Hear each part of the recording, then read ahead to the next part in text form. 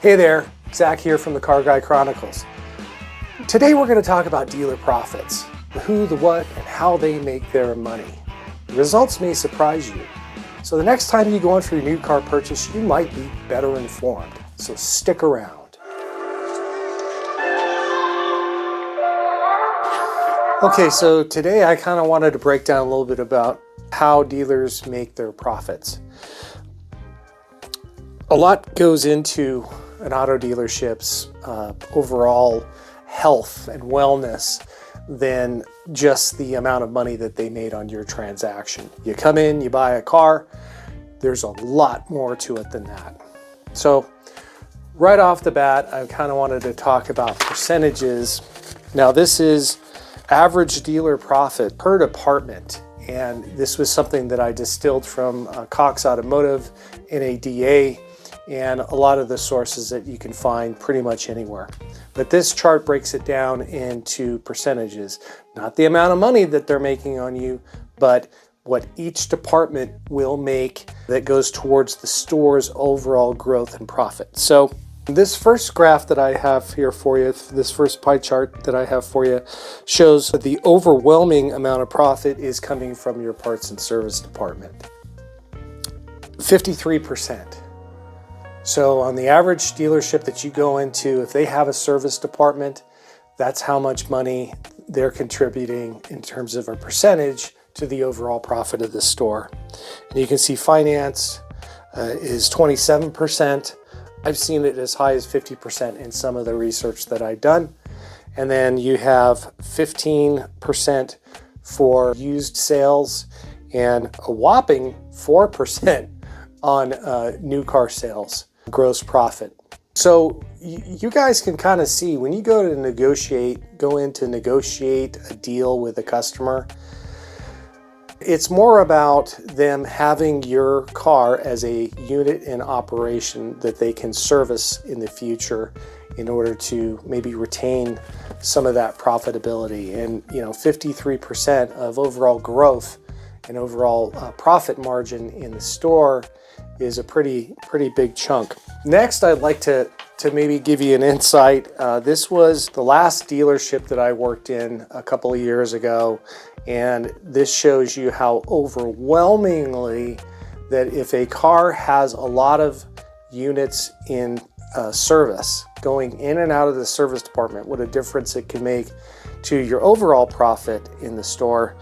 And this was the service department actually had 72% of the profits earnings for the store, 20% for the finance, your F&I products, 10% for used, which was my department, and again, a whopping 4% of profit on new car sales.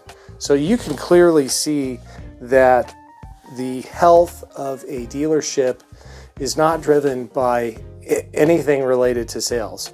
It's all service, parts, and the F&I department, which I'm not discounting the fact that, that those are great departments to make money in, but what's important to you as a consumer to know. So when you go in, you're wheeling and dealing on your next new or used car purchase, just keep in mind that there's not that much profit in anything that they sell in the front half of the store. When I say the front half of the store, I mean buying a new or used car. There's not a lot of profit in it. There's more profit in a set of brake calipers in our service department than there is in a new or used car. So there's really not a whole lot of wiggle room. There's really not a lot of room to haggle there.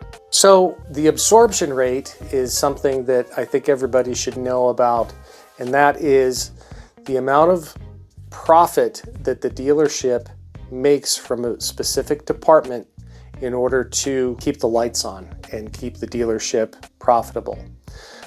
In the absorption rate for the last store that I was in, given that it made up 72% of the overall dealership profit, was probably closer to 100%, meaning that if we didn't sell one car, the dealership would still be profitable based on the amount of volume and the amount of profit that the parts and service department was making. So the industry standard right now, the minimum absorption rate is around 70%. And there are some stores like the previous store that I worked in that had absorption rates of closer to 100%.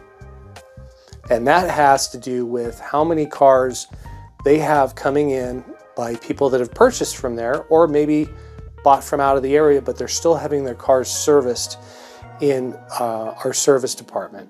So it's a pretty big machine when you stop and think about it, the amount of money that those departments will make you. So as a consumer, what does this mean to you? When you look at the profit numbers in the store based on departments, it doesn't take a rocket scientist to see that the finance department and the service department will basically take most of your money. I'm not looking to put anybody out of business. I'm really not. What I'm here to do is to inform you of the things that I know and the experiences that I have to help you make a better informed decision in the future. So moving forward, if you decide that you're going to buy a car from ABC dealership, what's a best practice? How should I navigate this in order to get the best overall value for myself and let the dealership make a little bit of profit, but not completely break the bank?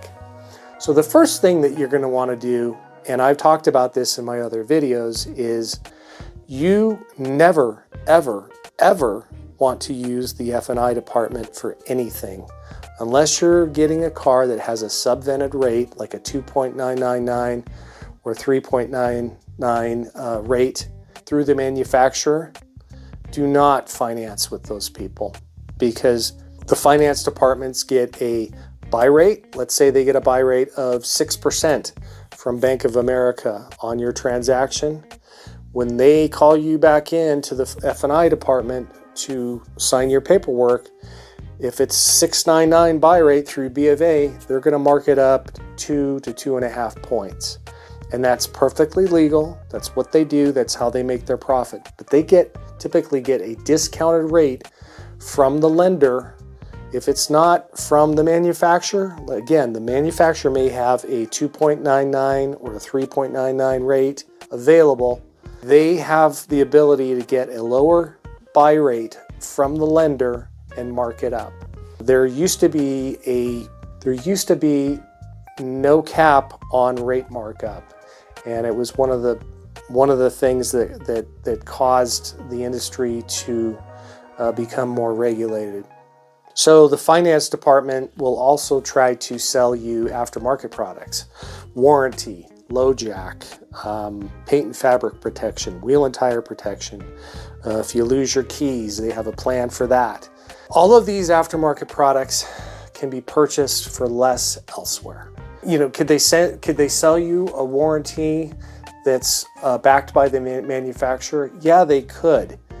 But the amount of money that you're going to spend on an aftermarket warranty doesn't offset what a potential repair cost could cost you in the future, especially if you're buying something new that has manufacturer's warranty. So a lot of those programs, they're not worth it.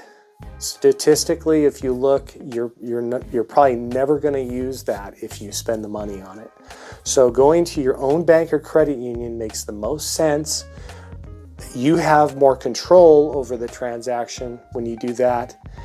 So you definitely want to leave the F&I department, let them do their thing, and go to your own lending institution. Go to your own bank or credit union. You're going to have more control over your transaction.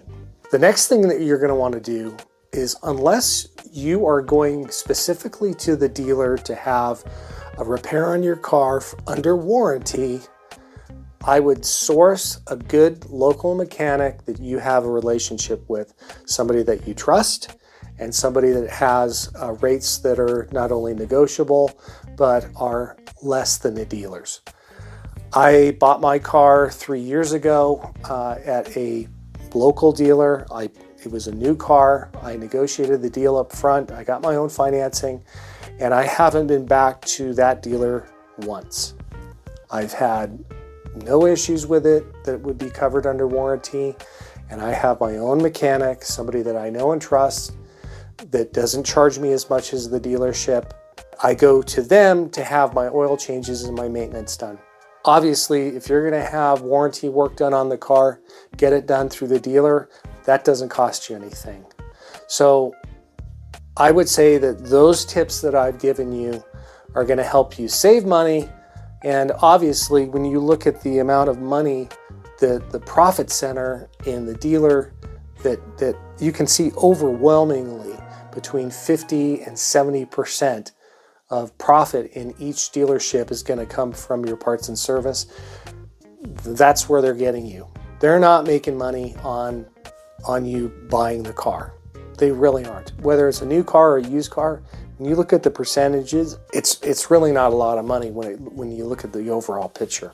Anyway, I hope that was informative. I hope this content made sense to you. I would really like you to like and subscribe. And if you agree with what I've been saying, please hit the comment box and let me know. If you disagree with what I'm saying, do the same thing, because you know what? It's a big community. We love to get your input, and I'd love to hear your feedback. Anyway, stay tuned for the next one. We'll talk later.